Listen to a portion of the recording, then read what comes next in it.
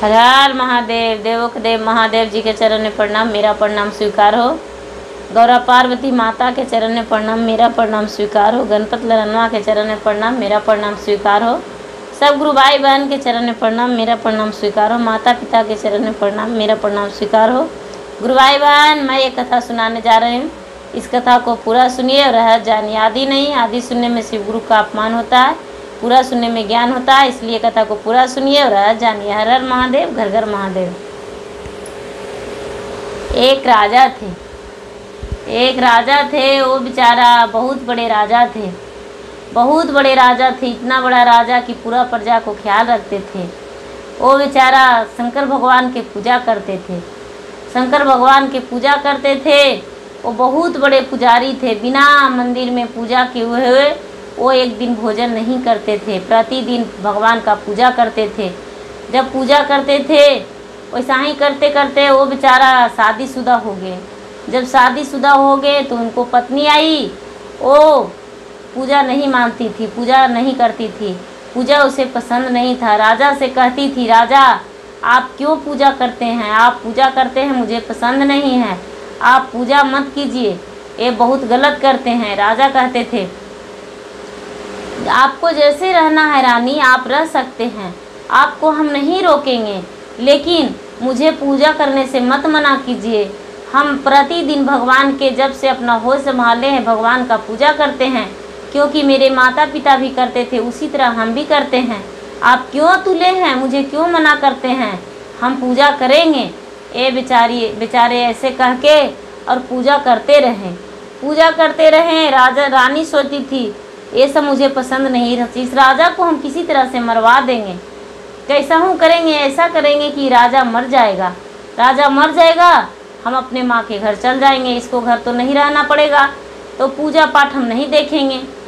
ऐसे करके और एक नाग था, वो प्रतिदिन जाती थी एक टीला के पास दूध लेकर और धर देती थी। वो नाग को दूध रोज पिलाने लगी और ऐसा ही करते करते इसका नाग दर्शन देने लगा। वैसा ही कुछ दिन करते सालों दूध पिलाई। जब सालों दूध पिलाई तो नाग बोला, तुम मुझे क्यों दूध पिलाती हो? मुझे बताओ क्या तुम्हें है, क्या मांगना चाहती हो?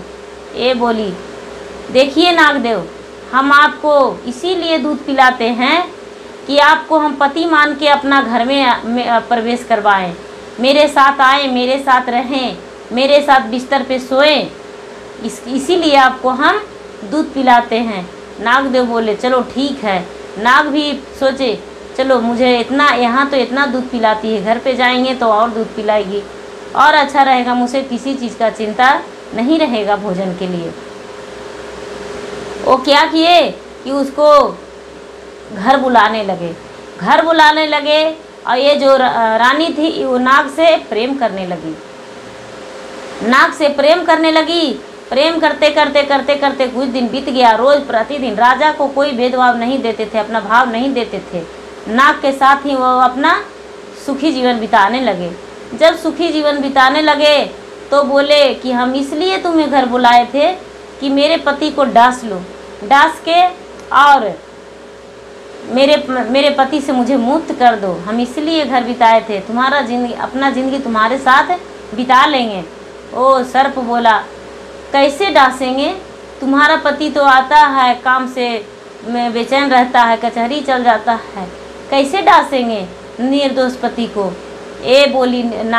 रानी बोली, देखो ऐसा है, राजा के जूते में घुस जाना और घुस के दुआ के बैठ जाना, और जब राजा आएंगे तो जूता पहन लेंगे, चप जाएगा उनका पैर से तुम्हारा शरीर, राजा को पैर में काट लेना, राजा मर जाएंगे।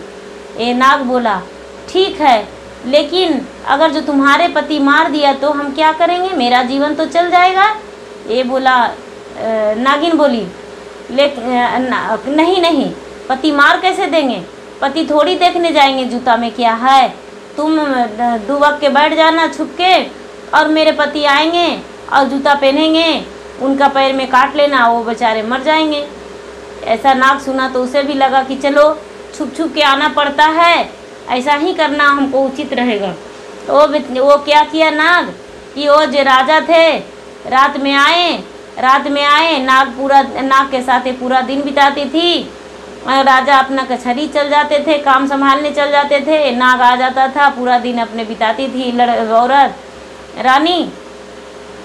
और रात में राजा आए, ये नाग अपना घर नहीं गया, जिसका स्थान था वहाँ जहाँ नहीं गया, ये क्या किया कि घुस गया उसका जूता में घुस गया। सुबह हुआ, राजा बेचारा नहाए धोए, भोजन किए, पूजा पाठ करके और भोजन करके और क्या किए, जूता पहनने गए तो देख रहे हैं कि अरे जूता में मेरा डस्ट पड़ा हुआ है।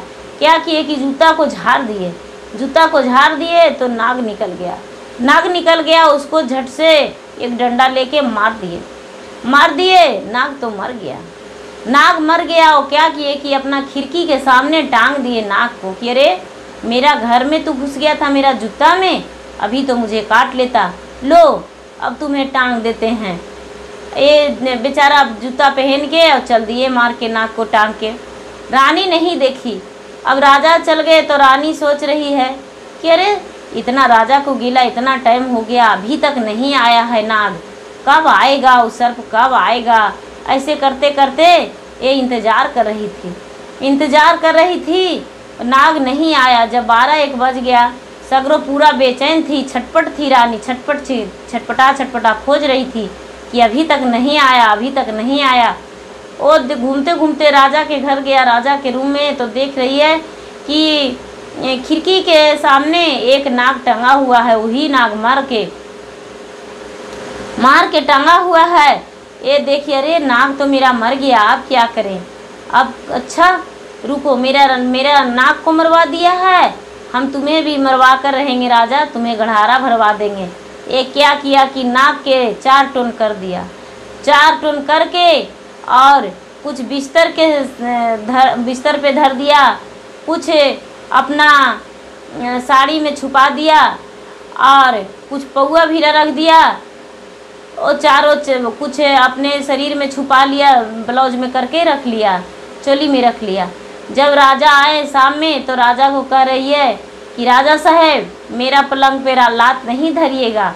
ये बोलते हैं राजा क्यों रानी, हम इसलिए मेरा पलंग पे लात नहीं धरिएगा कि हम आपको बुझाएंगे। यदि आप मेरा बुझ को बुझ जाइएगा तो ठीक है, और नहीं बुझिएगा तो आपको गहवारा भरा देंगे, नहीं तो आप बुझाइए हम बुझेंगे। राजा बोले अरे हम बहुत थके हुए हैं, बहुत बेचैन हैं, मुझे खाना दो और मुझे सोने का जगह दे दो। ये रानी बोली नहीं तो आपको खाना देंगे, नहीं सोने का जगह देंगे, और नहीं तो इस बिस्तर से उठेंगे। आप पहले मेरा बुझ को बुझ जाइए तो ठीक है, नहीं तो आपको हम कल गड्ढे खुदवा के और मरवा देंगे, उसमें भरवा देंगे। राजा बोले ठीक है बुझाओ, थोड़ा सा देखते हैं कोशिश करके। ये बोल रही है राजा कुछ उदानी कुछ पोथानी, कुछ खटिया कुछ मचिया, कुछ ओची कुछ कोची, बताइए क्या है। ये राजा चकित हो गए कि यार क्या कहती हो, कुछ हटिया कुछ खटिया कुछ मचिया कुछ पौआ कुछ पाटी, क्या कर रही हो बोलो। ये बोले फिर से बोली कुछ पौआ कुछ पाटी कुछ ओची कुछ कोची, बोलिए क्या है। क्योंकि उस सांप को छुपा के ऐसे रखी थी, यही बुझ बुझा रही थी। ये बेचारा राजा नहीं समझे, राजा को भोजन नहीं दी और राजा को बोली कि सुबह होगा तो हम आपको गहवारा भरवा देंगे। नहीं मुझे राजा सोच रहे हैं, रात में पूरा बेचैन थे कि अब तो कल हम मर जाएंगे, रानी मुझे मरवा देगी। क्या दुश्मनी था, ऐसे भी कभी आदर भाव नहीं दी हमको, और आज क्या हो गया जो ये कह रही है कि हम आपको गहवाड़ा भरवा देंगे। मुझे समझ में नहीं आ रहा है, कुछ तो बात है, लेकिन चलो कोई बात नहीं। रात में सोचते रानी से जाके कह रहे रात ही में राजा कि देखो रानी हमको गहवाड़ा तो भरवा ही देगी, लेकिन हम अपने बहन के घर जाएंगे मिलने। मेरा एक ही बहन है, जब हम छोटा थे तो मेरे माता पिता मर गए थे, मुझे बहन बाप पोसी है पाली है, वो बड़ी है, हम छोटे हैं। यदि मर जाएंगे उसको देख के ले बिना तो मेरा आत्मा को शांति नहीं मिलेगा, अपने बहर को घर जाएंगे और लौट के आ जाएंगे तो तू मुझे मरवा देना, गहवाड़ा भरवा देना।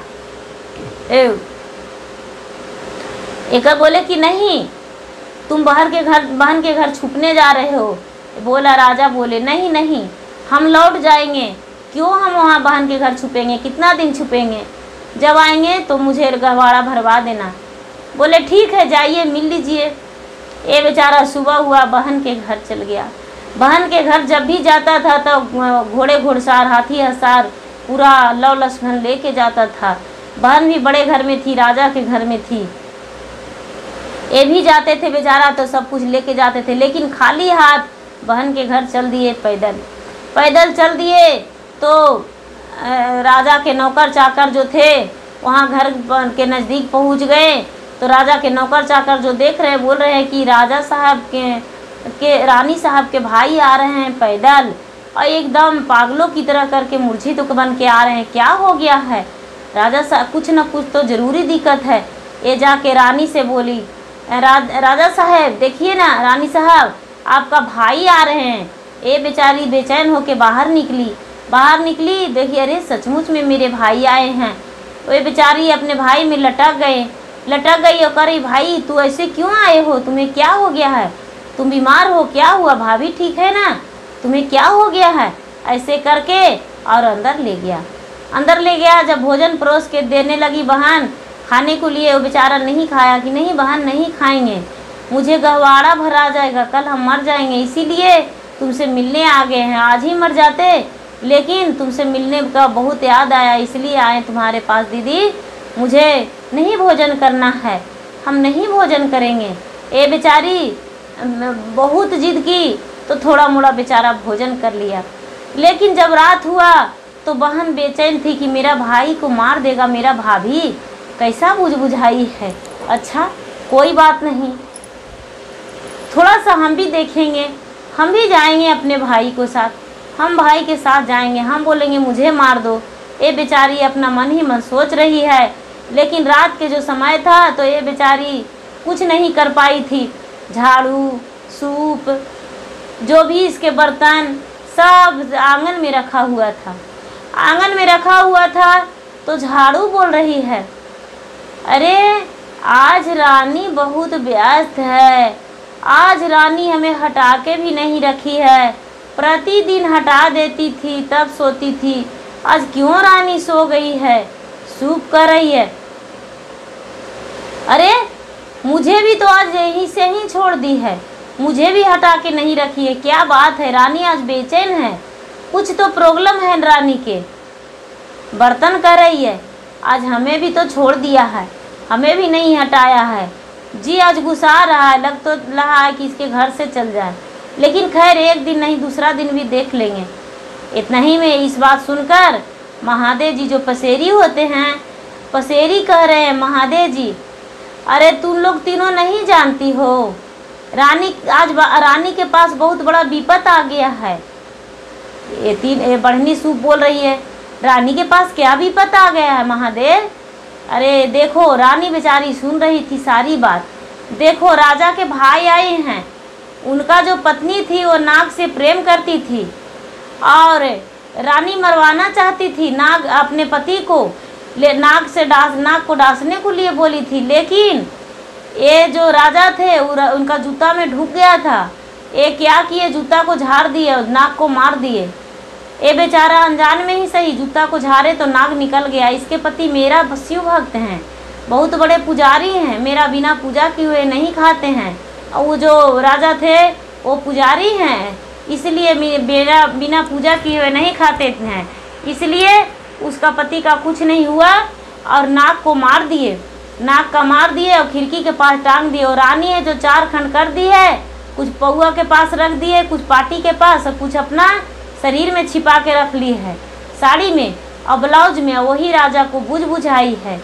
क्या राजा बुझ जाएंगे तो रानी का जान बच जाएगा, ये राजा का जान बच जाएगा और रानी गहवाड़ा भरा जाएगी। ये बेचारी सुन ली। जो सुबह हुआ से बोला कि भैया खाना नहीं खाओ, जल्दी से चलो, हम तुम्हारे साथ चलेंगे, हम भी बुझेंगे भाभी के साथ, हम तुमको गवाड़ा नहीं भराते हुए देख सकते हैं, हम मर जाएंगे तुम्हारे बदले में, चलो भैया।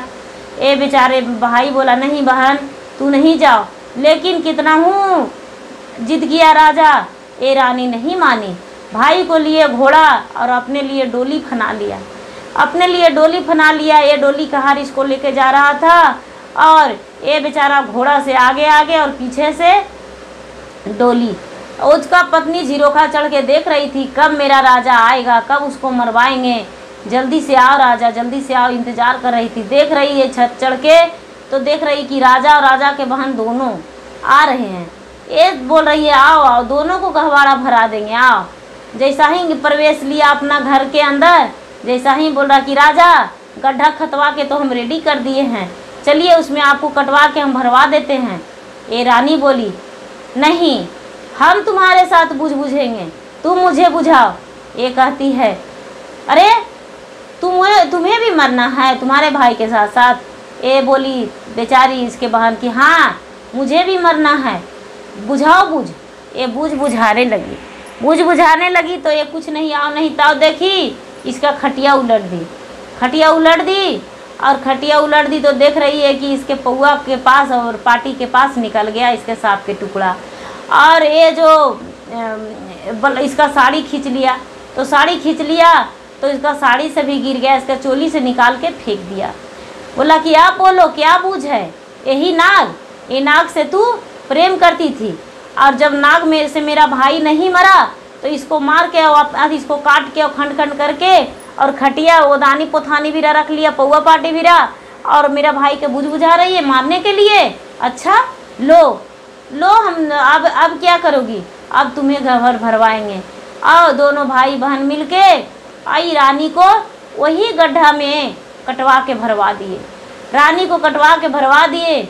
और रानी का तो जान चल गया, रानी का चल गया जान, जैसा करनी वैसा भरनी, जैसा रानी की थी वैसा उसका फल मिल गया और दोनों भाई बहन सुखी रहने लगे।